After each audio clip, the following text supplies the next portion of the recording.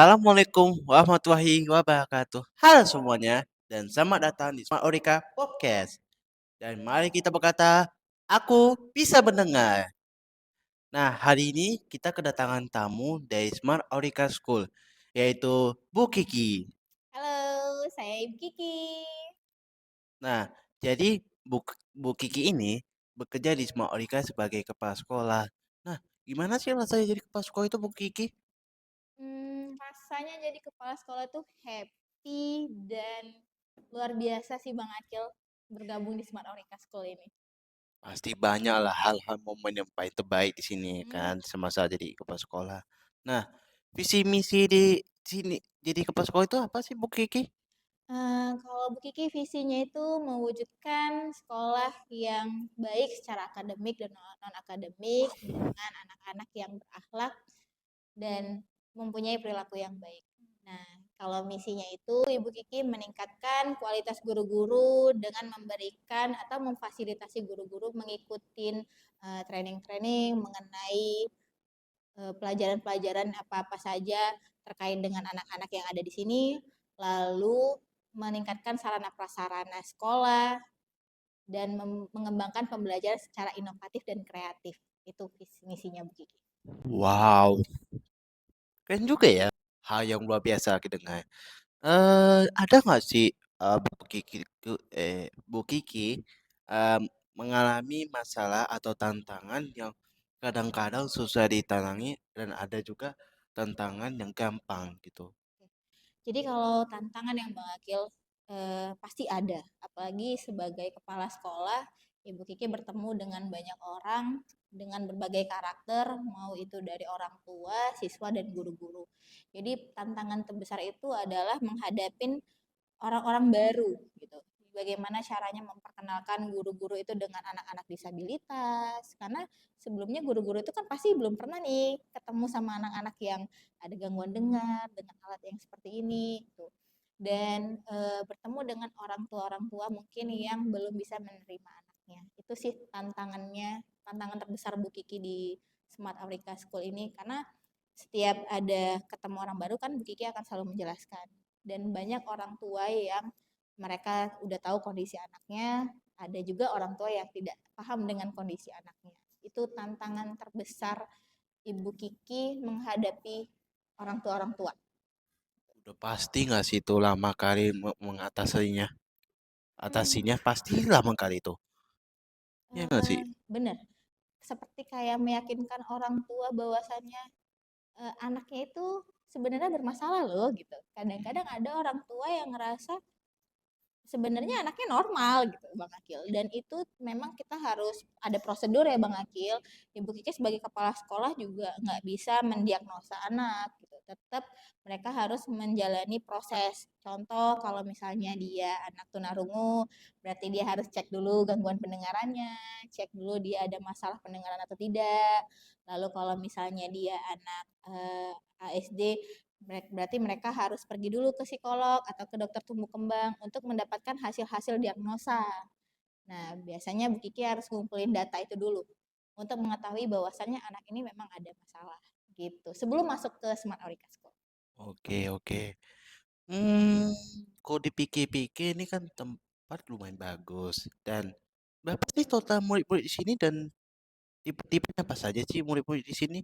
Oke, kalau murid kita di sini ada 31 Bang Akil, itu sudah dari TK dan SD, lalu ada juga tipe-tipenya itu anak-anak yang kebutuhannya adalah ASD, autism, lalu ada ADHD, lalu ada tunarungu, dan ada beberapa anak yang memiliki ketunaan ganda Bang Akil. Jadi kalau ketunaan ganda itu dia mengalami masalah dengan perilaku dan dia juga mengalami tunarungu. Itu kita juga bisa tangani di sini. Oke, oke.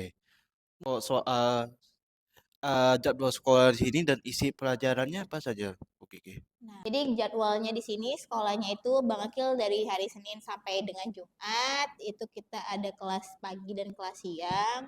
Lalu terkait dengan program-programnya, jadi di sini ada sekolah formal dan non formal Bang Akil. Nah, kalau formal itu kita dari TK sampai SD, kelas 1 sampai kelas 6.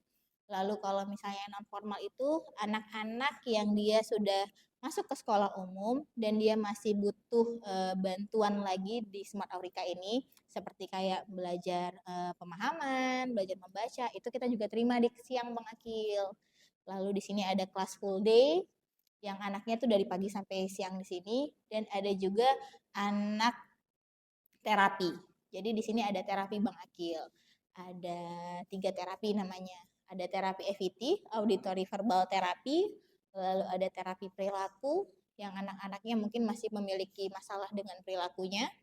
Lalu ada juga terapi bahasa. Ini untuk pemahaman bahasa yang lebih kompleks gitu. Oh gitu. Ada cabang nggak Ibu Kiki? Cabang. Cabang kita ada cabang dong.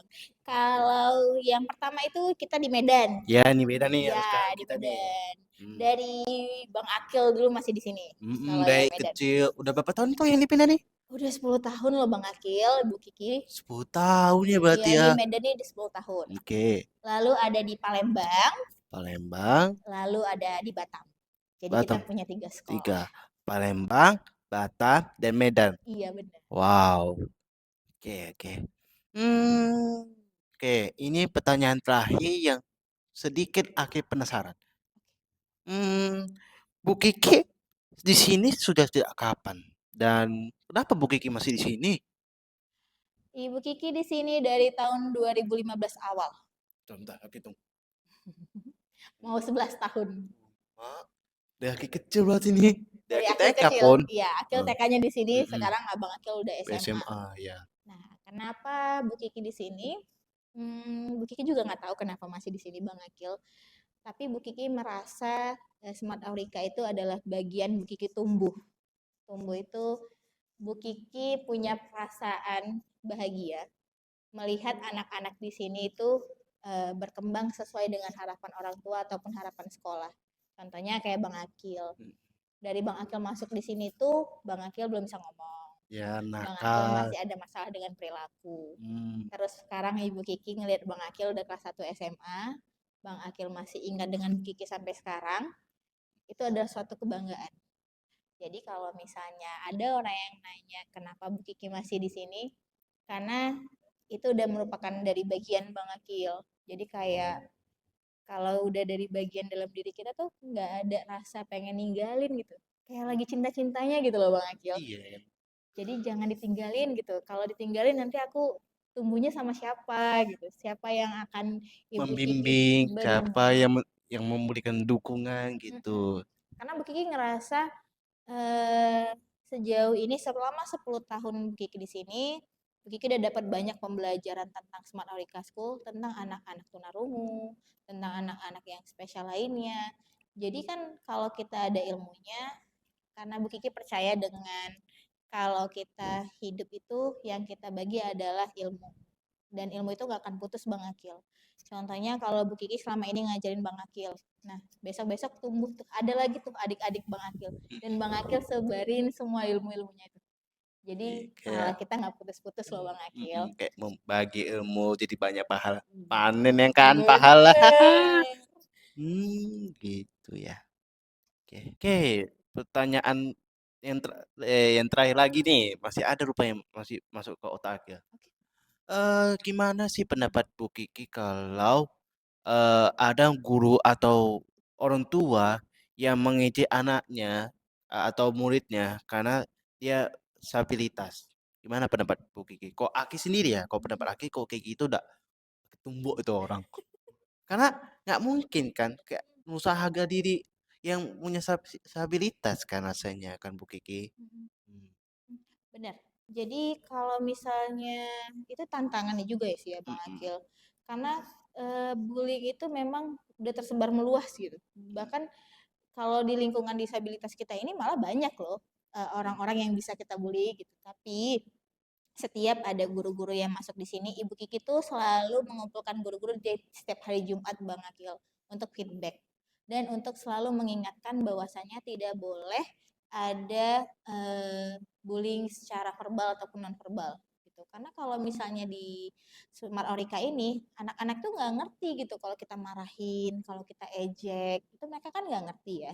Tapi dari sekarang ini udah Bu Kiki putus, caranya adalah menginformasikan setiap waktu kepada guru-guru dan ada poster-poster anti bullying di sekolah ini gitu. Begitu juga dengan orang tua gitu.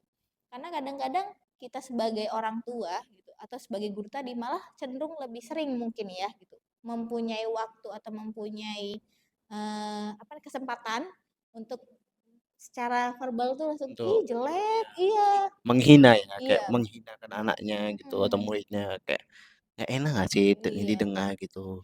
Jadi kalau ada yang seperti itu, sebelum ada terjadi, Ibu Kiki lakukan pencegahan dulu dengan membuat poster, menginformasikan sesama orang tua bahwasannya anak-anak kita ini adalah anak disabilitas gitu. Jadi tidak boleh saling mencela apapun kasusnya.